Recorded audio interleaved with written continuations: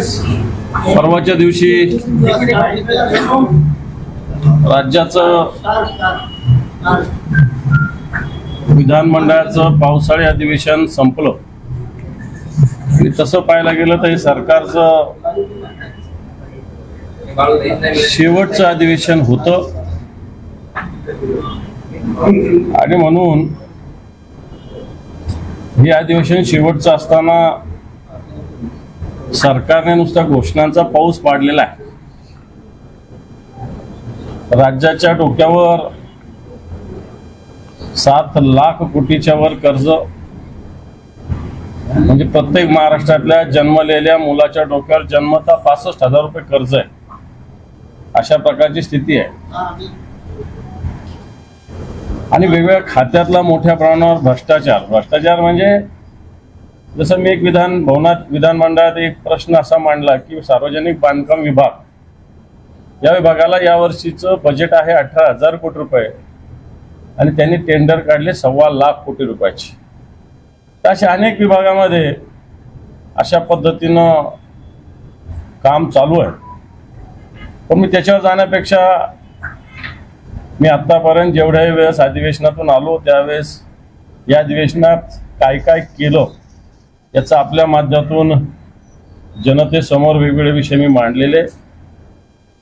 मी 289 11 प्रस्ताव मांडले, तारांकित प्रश्न 38 मांडले, अर्धा तास चर्चेच्या सूचना 5 मांडल्या, लक्षवेधी सूचना 35, 93 अन्वय सूचना 4, 97 अन्वय सूचना 2, विशेष उल्लेख 8, औचित्याचे मुद्दे 1 असे वेगवेगळे विषय मांडले।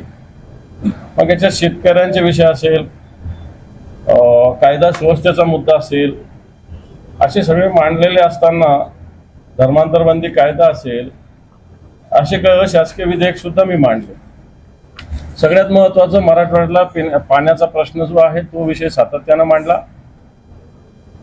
आपलं जे शेंद्रा MIDC आहे इथं जी जागा आहे याच्यामध्ये एक झोन लघु उद्योजकासाठी असावं अशा प्रकारची भूमिका मांडली आणि सरकारने ती पूर्णपणे कबूल केलेली आहे, कारण एवढी मोठी जागा पडून आहे। आणि मग किमान काही लघु उद्योगांना त्या ठिकाणी संधी देऊन मला असं वाटतं दिले पाहिजे प्लॉट्स ही भूमिका मांडली आणि राज्य सरकारने ही भूमिका मांडलेली आहे। विषय मांडत असताना संभाजीनगर महापालिकेचे अनेक विषय मांडले। मेल्ट्रॉन या ठिकाणी जे हॉस्पिटल आहे हे MIDC कडे आहे, ही जागा महापालिकेला हस्तांतरित करण्याचं सरकारने कबूल केलं। या संदर्भात अधिवेशनाच्या काळात उद्योग मंत्र्यांशी चर्चा करून तो निर्णय सुद्धा येणाऱ्या आठवड्यात 8-15 दिवसात होणार आहे। मग पेपर फुटीवर वेगवेगळे विषय झाले, त्याच्यानंतर सरकारच्या योजना या कशा खोकळ्या आहेत, सरकारच्या खिशात पैसे नसताना मोठ्या मोठ्या योजना सरकारने जाहीर केलेल्या आहेत। या सगळ्या विषयावर सातत्याने विरोधी पक्ष म्हणून भूमिका मांडली। गर्भनिदान चाचण्या अनधिकृतपणे भोकरदन आणि संभाजीनगरात मागच्या काळात घडल्या, त्याच्याविषयी सुद्धा सातत्यानं या अधिवेशनात भूमिका मांडल्या आणि सरकारने त्याच्याविषयी सकारात्मक भूमिका घेतलेली आहे। सांगण्याचा मुद्दा हा की आपल्या भागाचे वेगवेगळे विषय, विशेषतः शेतकऱ्यांचे विषय, इन्शुरन्स, शेतकऱ्यांचा विमा, अजूनही 758 कोटी रुपयाचा विमा शेतकऱ्यांचा मिळालेला नाही आणि विशेषतः हिंगोली जिल्ह्यातील शेतकऱ्यांना कोणत्याही प्रकारचा विमा मिळाला नाही, ही भूमिका या अधिवेशनात मांडली। जालन्याचे वेगवेगळे विषय असतील, संभाजीनगर असेल, परभणी असेल, हिंगोली असेल, बीड असेल, धाराशिव असेल की नांदेड असेल, या सगळ्या ठिकाणचे विषय एक मराठवाड्याचा सर्वांगीण मुद्दे या ठिकाणी मी मोठ्या प्रमाणावर मांडलेले आहेत। संभाजीनगरच्या महानगरपालिकेचा नियोजन आराखडा याच्याविषयी सुद्धा सभागृहात भूमिका मांडली। वेगवेगळे विधेयक येत होते त्याच्यावर सुद्धा या सगळ्या भूमिका मांडल्या। विशेषतः साताऱ्याचं गुंठेवारीचं प्रश्न, सातारा भागातील जवळपास 60,000 घरांचा यांनी महानगरपालिकेची परमिशन घेतलेली आहे, परंतु आता कॉर्पोरेशन म्हणजे महापालिका त्यांना गुंठेवारी लागू करते, गुंठेवारीचं शुल्क भरा अशा प्रकारची मागणी महापालिकेने केली आहे आणि त्याच्याविषयी सातारा परिसरामध्ये मोठ्या प्रमाणावर असंतोष जनतेच्या मनात आहे, तो सुद्धा मुद्दा या निमित्तानं आम्ही मांडलेला आहे। हा झाला अधिवेशनाचा मुद्दा।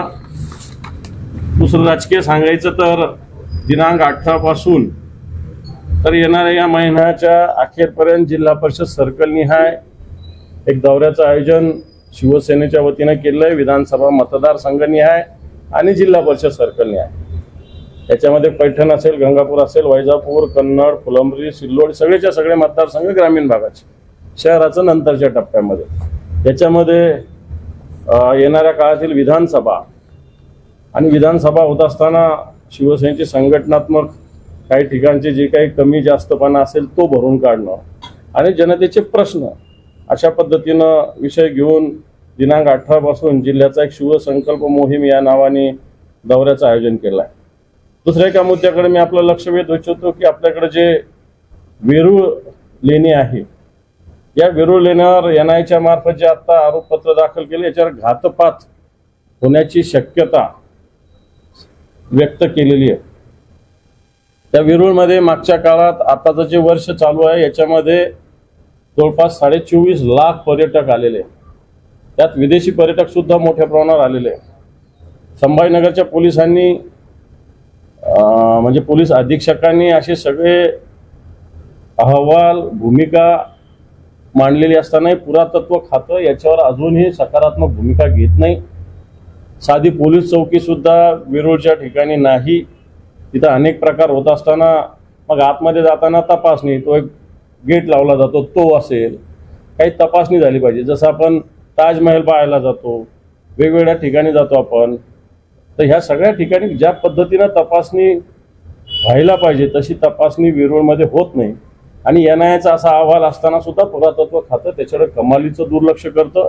वाटतं ह्या भूमिकेला सुद्धा राज्य सरकारला सकारात्मकरित्या पाहावं लागेल, कारण वेरूळ लेणं हे आपलं जगातील जे 7 आश्चर्य त्याच्यातलं एक आश्चर्य आहे आणि त्याला जपणं ही जबाबदारी आहे। म्हणून जे काही आता मागच्या काळात काही लोक संभाजीनगरात सुद्धा पकडले गेले त्यांच्याकडून जी माहिती मिळाली त्याच्यानुसार घातपाताचं केंद्र वेरूळ असेल अशा प्रकारची भूमिका मांडली आहे। आणि त्याच्याविषयी सुद्धा मला असं वाटतं ह्या सगळ्या गोष्टी आत्ता होत आहेत, पण मागच्या 5-6 महिन्यांनी सुद्धा पुरातत्व खातं याच्यावर थोडं सुद्धा हालचाल करत नाही। ही भूमिका सुद्धा मला वाटतं येणाऱ्या काळात राज्य सरकारला एक कडवटपणे घेऊन वेरूळ लेण्याची सुरक्षितता, त्याचबरोबर अजिंठा लेण्याची सुरक्षितता, बीबी का मकबऱ्याची सुरक्षितता या विषयाला सुद्धा सरकारला लक्ष द्यावं लागेल। ही भूमिका निश्चित आम्ही मांडतो।